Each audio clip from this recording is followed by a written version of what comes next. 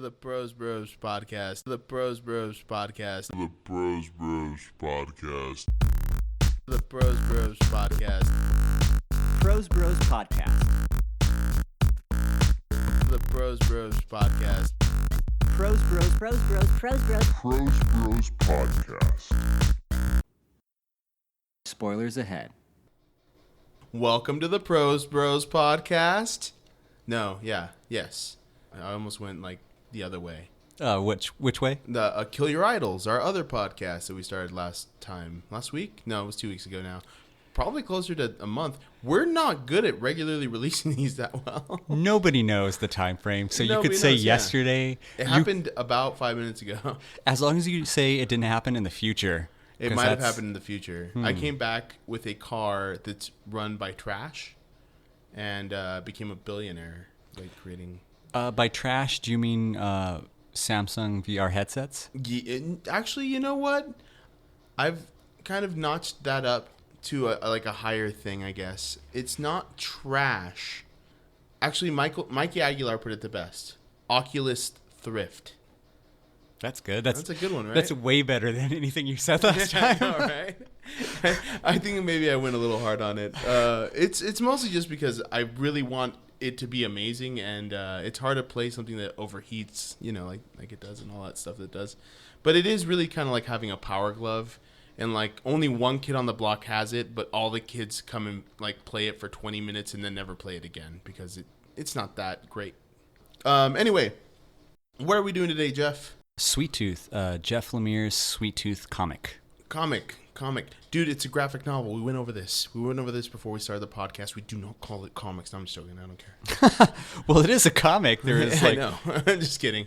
I just thought that was a really funny argument that a lot of people had with me at Barnes & Noble, like whether or not they should be called graphic novels or comics because it's an art form just as valid as any kind of literature. Of course it is, but it's still a comic. It's almost like the same thing when people tell you, oh, they're not board games, they're tabletop games. Yeah, fuck that, dude. Just call it a board game and be like, and I'm 5. And it's okay. It's okay. It's okay to act like you're 5 because 5-year-olds have a lot of fucking fun. I think the whole board game thing, it's just people are like, oh, like Monopoly? If you say tabletop, then they're, oh, what's that? Ooh, it's weird. We have different figures instead of dogs and thimbles. Anyway, I really liked this comic. It was amazing. I actually stopped reading Preacher, which I really want to get back into, but Jeff turned me on to Sweet Tooth, and I ate it up, man. I love Sweet Tooth. And 3 days. It's still a lot of, you said, like, it's short. It's not super short. It's 40 issues. I was also kind of saying that just so you could read it. So you read it. Yeah. But once you start, you get hooked. Oh, yeah, absolutely. And it's funny. I guess it's a weird juxtaposition from something as dark as Preacher to Sweet Tooth, which is lighthearted in a way. Equally dark, man. I mean, you can say whatever you want about Preacher, but way more pregnant women and children are killed in this story than in... Oh, by the way, spoilers. Spoilers for the entire... Go read the comic. Go buy it and read it. It's really good. Sweet Tooth with Jeff Lemire. So maybe we should go back. What the fuck is Sweet Tooth? That's kind of the beauty about Sweet Tooth. When you're reading it, you're asking that same fucking question, right? It's another apocalypse story, but with an original content story that's not about fucking zombies. Thank God. And I think one of the great things about Sweet Tooth is going in, yeah, it's a post-apocalyptic story, but it's really emotion-driven. Yeah. Like you feel something reading it, which is different than you would feel reading, I don't know, say The Walking Dead or even Y the Last Man. If I could mix Y the Last Man, Walking Dead, and Fables together, all together in a stew, I feel like you'd get something to the liking of Sweet Tooth. And those are all 3 really badass comics, so that's saying a lot, right? Yeah.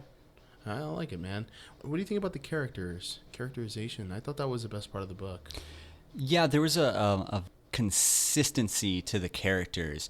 I have an issue with a lot of comics where I feel, even like Preacher or Y the Last Man, where sometimes it feels like the writer is coming through the characters. He's saying stuff that the characters wouldn't say, and that never really happens, or I feel it doesn't happen in Sweet Tooth. Yeah, or like anytime you see a movie with 13-year-olds and they're like super interested, like Perks of Being a Wallflower is a good example of that. I'm like, why are these kids talking like they're 43? And the writer's just cutting right through that shit. It's good stuff though. I really like they kind of took this trope that's been really popular as of late, which is the old tough guy. Not as of late, for the last 20 years, since Dark Knight came around. It's like the old tough guy will save you. Then there's Old Man Logan, old motherfucking tough guy. And there's all of Sin City, old tough guys.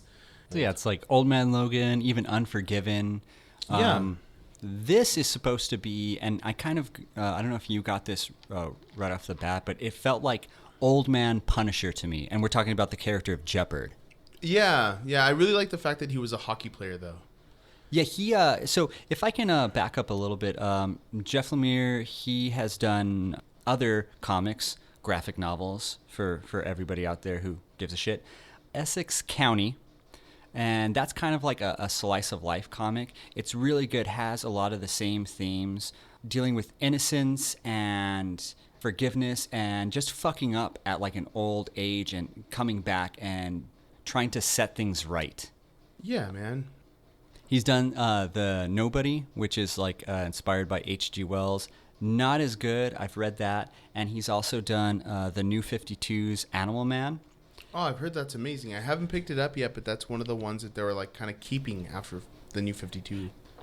It's pretty funny because they turn kind of a shitty character. I mean, I didn't know who Animal Man was. He can fucking take the ability of animals and whatever. Beastmaster. No, well, actually, I don't think Beastmaster had any powers. Yeah, man. So he can take the power of basically any animal. And through the course of the comic, I'm not going to really ruin too much because it is pretty interesting. I haven't read it all, but it becomes less about himself being the powerful one and more about his daughter. And he's just the person who's there to help his daughter, and she's actually the powerful one, which that's a common theme throughout all of his titles, including Sweet Tooth. Nice, man. Nice way to bring it back. I was about to be like, okay, let's get back to Sweet Tooth, like an asshole. Like just be all like, well, let's get back to the topic at hand. Or something like that. Just like a complete dick. But you, good job. Thanks. No, it's just that theme that I recognize. Yeah. And I really like that. The parenting and almost accidental parenting and accidentally doing the right thing, or at least fucking up and then doing the right thing. Yeah. All right, let's go over like just a plot synopsis. How about that? Sure. Start at the fucking beginning, man. All right. You're in a cabin, and there's this little kid, and he's got antlers. And what the fuck? His dad's shaking. He's like got a book. He's obviously scared or maybe dying. And they start giving you remnants that the world has collapsed, that something's happened, but you don't really know because they've been stuck in this cabin in the middle of the woods for a while. Sweet Tooth is going out, and then you find out why he has his name. I didn't love the artwork at first. I grew to love it. As I read the comic, I realized I liked a lot of that fairy tale kind of drawing that was being done. And that's Jeff Lemire's stuff. All right, so we're in this cabin, and he tells you his dad has never wanted him to leave the woods, right? So he decides to not listen because his dad dies, right? Yeah. His dad dies, and then he decides to not listen, which is actually not true either. Man, I'm doing a bad job right now. No, I think you're doing all right. Huh? All right. Yeah. Two guys find him, and out of nowhere, one of them gets shot in the head with an arrow. I don't know. I don't think it's an arrow. I think it just gets shot in my the head. It's an arrow. It might be. Fucking bow and arrows are badass, man. Anyway, this guy saves this little kid's life. His name is Mr. Jeopard, or Tommy Jeopard. He's also known as a big man. The big man is kind of this character in this overall story that's being told, and Tommy Jeopard is who he actually was in the old world. Let's talk about who he was. He was a husband. Yeah. And he was a father. He is a father. bam, dun dun dun. No, if you've read the book, awesome. If you haven't, we're giving you a really cool detailed description here. So they continue on, and you come to find that do you want to talk about Jeopard? Like, we can go on about him and the old world. He was a hockey player. I don't know if he was necessarily good at that. He was more like he was the a hockey, goon. yeah, the enforcer, the guy who like beats people up, fucks people up, and that's all. The old game, the way it used to be played. And he describes himself as really, he was never really good at much until the world fucked up, and then after that, he was good at protecting his wife up until like she got sick. Basically, after the world ended, he realized he's really good at murdering people. Yeah. And staying alive. So he gets Gus, who's the kid with the antlers. His name is Gus. And he offers him a candy. He loves these little crunch. I assumed it was a Crackle ripoff. That's what I used to those rice ones. And it's like kind of like... Is there any particular reason you thought it was the rice ones? I don't know, man. I just think that after the apocalypse, they're not going to have Mr. Goodbar around. And that's my favorite. So obviously they wouldn't have that one.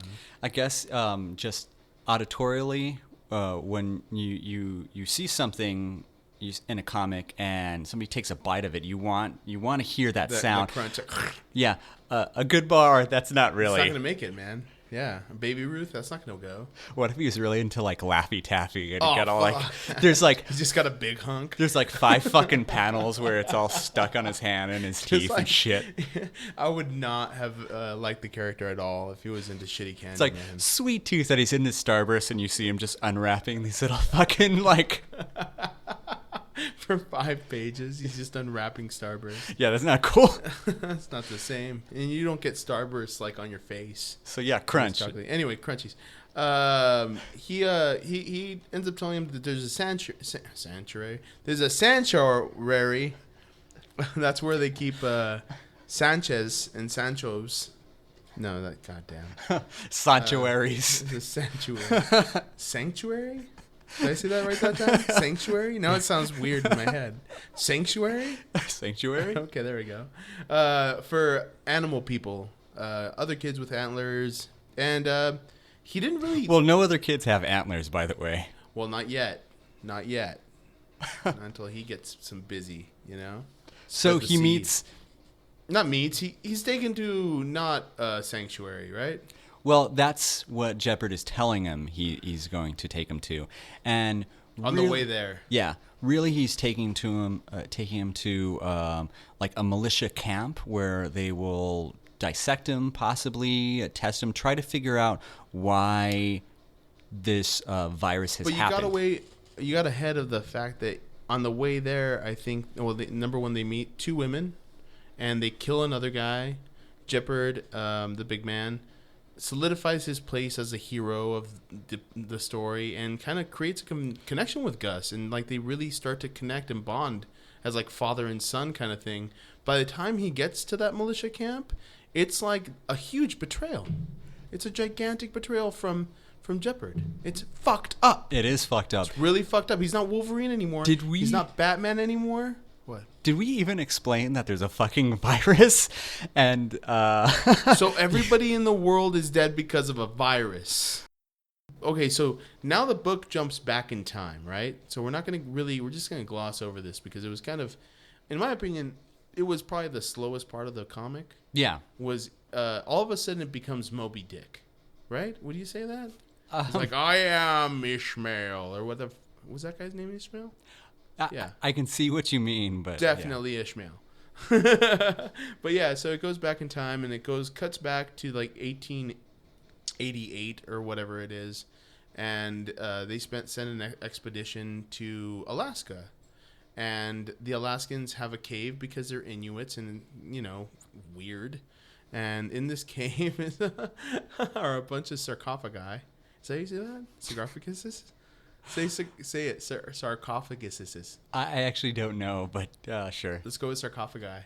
There are many sarcophagi there. Sarcoptopuses. Sarcoptopus. And it's funny you say that because they have different animals in each one, right? There's one for the deer. There's one for a wolf. There's one for a badger, a bunny rabbit. All of them have one. And this guy opens one. and he finds a skeleton of a deer antler person.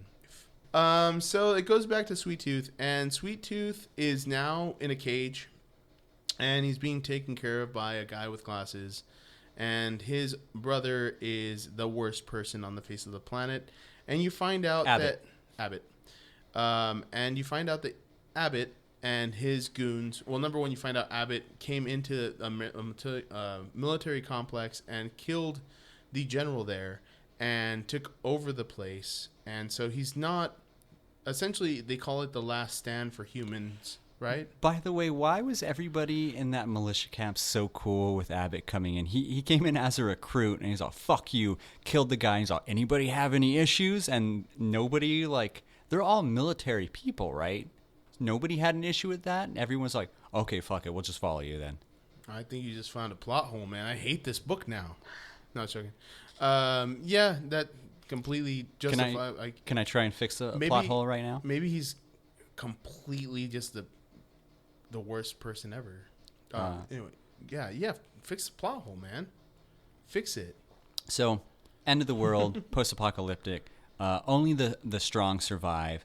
Maybe they were only following this guy. They didn't really believe in any of this fucking animal bullshit. They didn't want to dissect any of these animal kids. That's just what was happening. Somebody else more powerful came along, and they just wanted to attach themselves to the most powerful person to survive. All right. Yeah. Cool. It's kind of like what Johnny does, essentially. Even though it's his brother, but still, he's just trying to survive. Yeah. Yeah, this is the part of the story that reminded me most of The Walking Dead. The whole Johnny and Abbott thing. Because that happened with wasn't that the whole thing with the governor?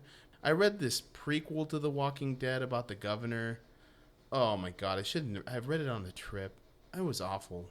Why was it so awful? Or it was just really bad, man. It was poorly written. It was like I was reading a Goosebumps book. Or not a Goosebumps, like the older ones, like Halloween Night by R.L. Stine. It's like one of those books. It was pathetic, man. Yeah, I came at you, guy that randomly wrote for a prequel for Walking Dead 7 years ago. Bitch. What? So basically, Jeopard realizes that he fucks up. So the whole thing was that he took Sweet Tooth to this militia camp in order to bury his wife.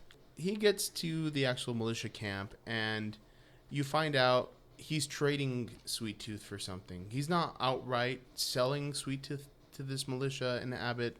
He's trading him for something that apparently comes in a duffel bag. And then you have him the next night going to Skid Row, or whatever's the future equivalent. Can I interrupt of Skid you Row. real fast? Yeah. How would you think this story would change if it was just a bunch of cocaine in that bag? I would have loved it if it just... There was no emotional attachment. Cocodrilo party. Ay, estoy tan encocado, cabrón. It's like this guy comes out with a fucking sombrero, and he's just been like emaciatedly small, just been living off of whatever tortillas are left. I can talk about all this because I'm Mexican, right? You guys don't fucking... Go build a wall if you want, but... Estoy tan encocado, cabrón. Estoy tan encocado. Hice como 3 libras de cocaína. Wow, this really deteriorated. No, I was just thinking in terms of the story. It got super, it changes completely. Yeah. All of a sudden, Jeopard is not a big deal. He's just kind of but like part a of it, guy. like the whole like Sweet Tooth story in general has this emotional core. So it's kind of funny that like to imagine that it's just a bunch of cocaine, because it'd be like he'd be a piece of shit. Yeah, absolutely. But he's doing it. He's still kind of a piece of shit for doing it. Totally. Yeah. Especially when you find out what happens next, which is well, I mean not what happens directly next, but what happens in the future. So he goes back to the house he used to live in with his wife, who you find out was pregnant at the time. And he buries the body because what was in the duffel bag was the remains of his wife. She was killed in the militia camp, giving birth to his child, who he thought also died. But dun, dun, dun, kid's alive. Boom. And his kid's a rabbit. He's a rabbit? I don't know what he is. I thought he was a goat. horse. Oh, he's like a horse, goat, rabbit thing. Was he? What the? I don't know. He was so skinny. He looked like a rabbit. He was a horse. You're right. Or a goat. Maybe a goat. I don't think it was a goat, dude. It was a tiny little horse. Definitely not a goat. Oh yeah, when he grows up, he's all super horse. Super horse. Buddy. Buddy, his son Buddy, who they called Buddy, Johnny, the guy with the glasses that takes care of him, default buddied him. So then, Buddied him. default buddy, you know, when you see a guy and you go, hey, what's up, bud? What's up, buddy? Default pal? buddy, man. Just default buddy that guy. So you find out that Johnny's the only person being nice to these people. Abbott's an asshole. Abbott's cutting up all the horse people and the bunny people. And Well, he's not. He's getting Dr. Singh. Singh, yeah. Singh with an H at the end. That guy is all annoying as fuck, in my opinion. I hated that character. He was a bad guy from the beginning, and he ended up being like... You know when there's a priest that molested a bunch of kids and got away with it? I feel like Singh's one of those guys, you know? I wouldn't say that. I think God, dude, he cut up pregnant women and took out their unborn children and then let them grow up to the age of 1 and then cut them up. You could say he's a tragic character because he is, through the entire thing, he's trying to do the best thing possible. He is cutting up, unfortunately, these mothers and dissecting these kids to find a cure, to find out why everybody's dying. Everything he's doing in the comic book is to help. He just doesn't know how to do it until the end. I kind of feel like this. I kind of feel like, I don't know what his credentials are, but I kind of feel like he might have been like a psychiatry major or something that just started cutting people up looking for a magic gem inside of them that was going to fix everything. I don't understand why you would cut somebody open and take out all their organs to try to figure this out. You know, like, I don't know much about modern science or medicine, but I know that you wouldn't want to kill your subject, number one. And then number two, they treated him like shit. He treated everybody like shit. Well, they have a prequel issue where they show him just working at Blockbuster. He actually wasn't a doctor. And then that like weird episode 2 where he rented that video about surgery. Yeah. Yeah, there you go. No, but he redeems himself towards the end. I don't think so. Or there is redemption for him. I mean, he gets to get away with murdering a bunch of people. That's how I see it. But all the kids are fine with it. Yeah, because they're like half goat. Sorry. Can be like super racist against animal people. Don't be specious. They're specious. That was my favorite movie. Specious. Specious. Yeah, it's that was the one with Michael. What's his name? I don't know, but I saw it in the theaters with Michael Madsen. I saw it in the theaters. The theaters. With your mom? A theater with my dad. Oh. And he, like, anytime there was nudity, he would, like, elbow me. Like, check this out. And it made me feel super uncomfortable. Can I tell you something? My dad still does that. Why? Like, it makes me very uncomfortable. He'll say things like, oh yeah, titties, or something like that. Just not like that. Nothing like that. That sounds really... I just made my dad sound like a child molester. Oh yeah, titties. But he'll say something like really embarrassing still to this day.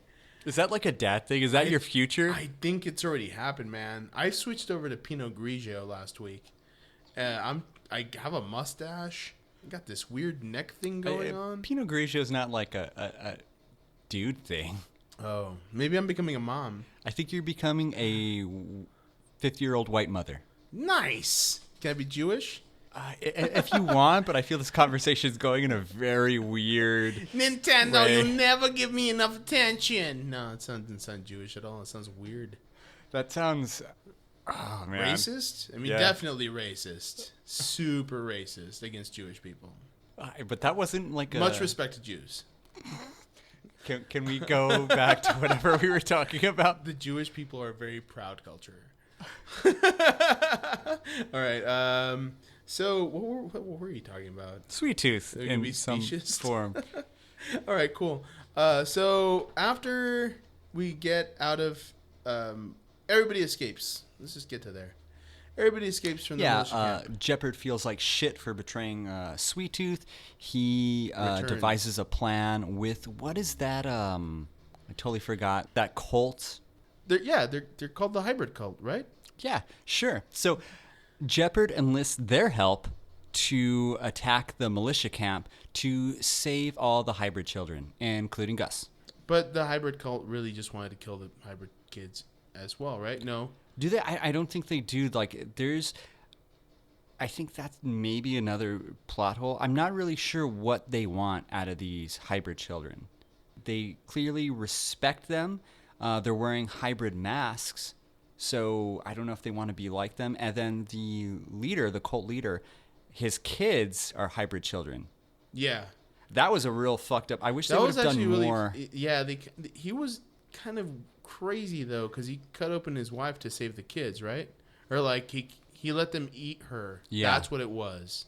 Because his wife had a litter of children, not just a child. She didn't have a wolf child. She had a wolf pack, and they was hungry. They was hungry. And I want some chicken. That's what mom tastes like, chicken. Ew.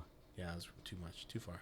I thought that was super interesting because I thought that the children carried on the traits of the father. The father was batshit fucking crazy. And the kids were either batshit crazy as well or grew up with that because they were like feral. And I thought another cool thing about this story, there's some kids who are feral and less intelligent, and then there's like Gus and Wendy who aren't. And even not Buddy, but Bobby.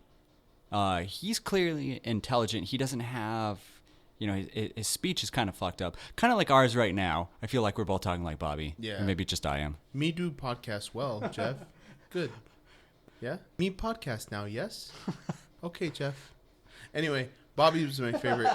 He's a bad Bobby. My favorite character. How do you know? Maybe my Bobby sounds like that in my head. And I did a really good Bobby. We read a comic. It wasn't a movie, so there was nobody acting as Bobby. He could have sounded like Popeye in my head. It'd be completely reasonable. Weirded.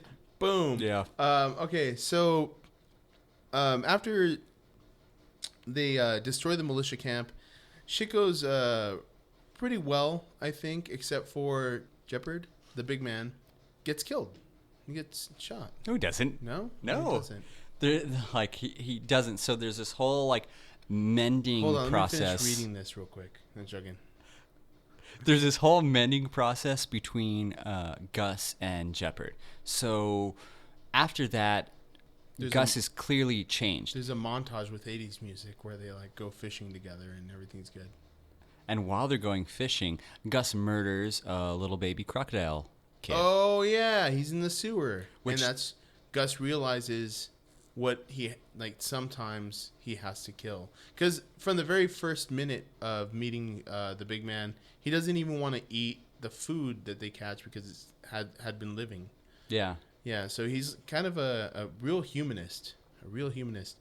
This Gus person. The growth of Gus throughout this comic run is fucking amazing. Yeah, I love it. I would say that's the whole point of the thing is that indirectly, the big man stumbles on Gus and turns out to have created a really good person out of him. Him mixed with his original father, maybe, but I kind of feel like his original father kind of was too afraid to actually raise Gus and just set up parameters so he'd survive, as opposed to the big man. Wasn't that what Jeopard did? Because I don't think Jeopard made him a better person. I think Gus was a good person, and Jeopard helped him survive. And the same thing with his father. Well, he turned him into a leader, which is what he needed to be. He turned him into a strong individual. I don't think that, I think his father was like, stay here, never leave. And Jeopard was like, no, you have to leave. You have to live. You have to live your life, and you have to do it well. You have to survive. You have to learn how to kick some fucking ass, man. Take some fucking names. Sometimes you got a high stick, right? Sometimes you got to give a little bit of elbow. And then sometimes you got to fight a guy in the middle of the ice. You started some blood out there. You started that out so well. I know, and I just fucking deteriorated to this. Just like, fuck it. No, but that was very well stated because that's exactly what Jeopard did for Sweet Tooth. Yeah. He's pretty much training. He doesn't realize this, but he's training a future leader. Yeah, absolutely. Like kind of like Sarah Connor in Terminator 2. No, she knows it. Well, they both realize, like I think even Sarah Connor, they're not the future. And it is a metaphor for parenthood. Yeah. It's you're training somebody to take your place, to be better than what you could. Absolutely. Really cool. That reminds me of this awesome story my friend Barrett Travis wrote a long time ago when we were in college, where this guy is on a boat explaining to his son how to turn his guts into fishing line and his bones into hooks, and what parts of him would be good to eat and what parts would be good to hunt, because he knew after he died his son would have to learn how to do all that stuff. And the whole story was just him explaining how to do all this stuff to him, and then at the end they just sit there. It was a pretty dark story, but it was good. Can you find a link to that story? No, I'll find out. I gotta call that motherfucker. I think I haven't talked to him in like 2 years, man. So, as far as being a future parent, does that sound weird? Me? Yeah. I mean, future badass parent. I prefer that title. Okay, a future badass parent. How did this story resonate with you? It was nice, man. I don't want to have to train my kid to use a bow and arrow or anything, to be honest. I'd rather her become a bleeding heart liberal that hates guns. But the reality of parenthood is changing diapers and buying diapers. So I don't know if I'm going to be doing the things that happen here, but yeah, it's nice, you know. On a smaller scale, though, you are. Yeah, there you go. Make sure you don't abandon them at a militia camp. I got to check. Okay, yeah. Oh, man, I hope she doesn't laugh like me. That'd be fucking awesome. That'd be shitty, man. Hopefully it just comes at a later date like it did for me. So the end of this story was really, really cool, I thought, because it doesn't really end with a happy-go-lucky kind of ending. It's just more of a, and then everything was okay kind of thing. The humans left on the planet make peace. It's kind of like the end of Planet of the Apes. Yeah, I saw that too towards the, Yeah. like the last issue in particular. Yeah, absolutely. Like kind of like whatever humans were left over shook hands with the people that Gus, essentially they created a village, right? And then by the end of the thing, that one cabin that he grew up in is now a city, a small city. And they were trading with the humans until the humans completely died out. You find out that Buddy, Jeopard's son, has turned into a kind of a douchebag. And how, man, that's just so tragic because... Well, I mean, I think that's the whole thing is that he was a father to Gus, not Buddy. He saved Buddy's life at the end, but he fucked up where he fucked up with abandoning Buddy. He made up for with Gus, and then Gus and Buddy became like Cain and Abel in a certain kind of way. Like one's kind of bitter and angry towards humans, and the other one finds that we're all flawed, including plant and animal humans. Well, yeah, Buddy had a way rougher life. Oh, fuck yeah. He was that ape in Planet of the Apes that got beat up in the cages.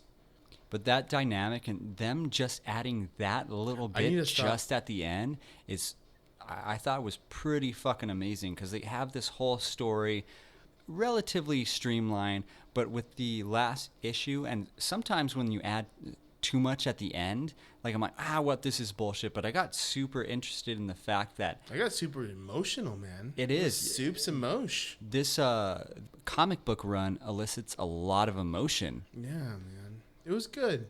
And it covers every topic, It covers the whole part of, like, I'm having a conversation right now of whether or not I want my child to be religious. And this book kind of covers religion. It covers, how to be a good dad, what it takes to be a good mom, what happens when your dad's not around, what happens when outside forces come in. It was good, man. I liked it a lot. I do think that the carry away from this book is kind of negative, which is you shouldn't feed your kid too many sweets. I think they're really bad for kids. And there's no way that Gus had a mouthful of teeth. It was a deer guy with gummy teeth. What do you think? What do you think is the grand takeaway about this? How many dildos would you give it out of 10? I'm not doing that. Oh, come on. I think it's definitely a redemption story for Jeopard, for fucking up, being a shitty person, and then being able to bring essentially Gus into this world. He didn't bring him into this world, but changing his life for the better and changing the world through Gus. Yeah. And made John Connor, man. Or Caesar from the... I gotta stop comparing to this Planet of the Apes because I didn't really love that movie. Oh, but like it is, you can draw tons of parallels. Yeah, absolutely. There's even... That's the thing about this is that it's a really original story, and as far as this goes, it's like... Well, I would disagree a little bit. It's not an original story, but how it's done is original, because most of the time you have this post-apocalyptic thing, and it's not really character-driven, and nobody really grows. And in this story, Gus grows, Jeopard grows, a lot of characters grow, and to the point where you've said it, and I think I've said it either on the podcast or before, it elicits a lot of emotion. You care about these people. I would say that I didn't mean it like that in the sense that it's not an original story. I meant it is an original story in the full scope of things, because I'm talking about a movie that's a fucking remake, and I hate that. And why not make Sweet Tooth the movie? Why make Planet of the Apes Part 2, which was already fucking done in 1978 or whatever?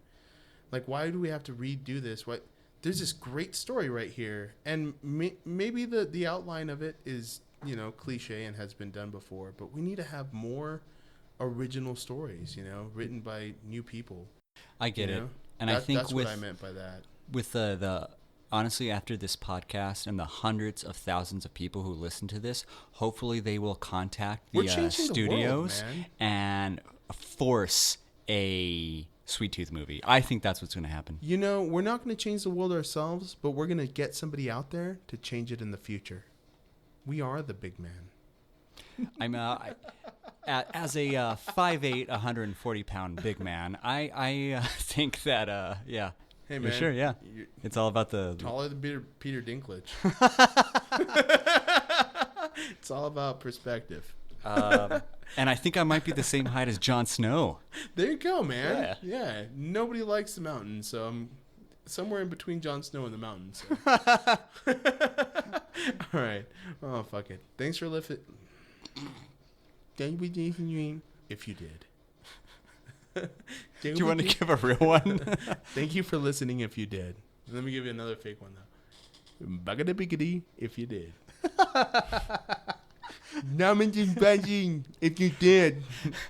How long is this one? On this week's Bros podcast, we talked about the graphic novel Sweet Tooth. It's an excellent read. If you haven't already done it, go out and buy it on Amazon or Kindle or whatever you read things on. So what's next for us? Next week, we're going to be doing either Green Room or Arrested Development. It just depends on what we watch first. And after that, we're going to be doing a new novel, which I'm pretty excited about. I know you are too. Yeah, totally. Yeah. Champion of the World by Chad Dundas. Chad Dundas. He's a MMA writer we definitely respect. He works for ESPN, and he's on our favorite podcast. He's on a podcast that inspired me to do podcasts. I think he works for Bleacher Report. I don't think he works for ESPN. Does he? At one point he did, right? Either way, we're going to read his fucking book and tell you all about it. Yeah, it's going to be called Champion of the World by Chad Dundas. On sale now at your local wherever.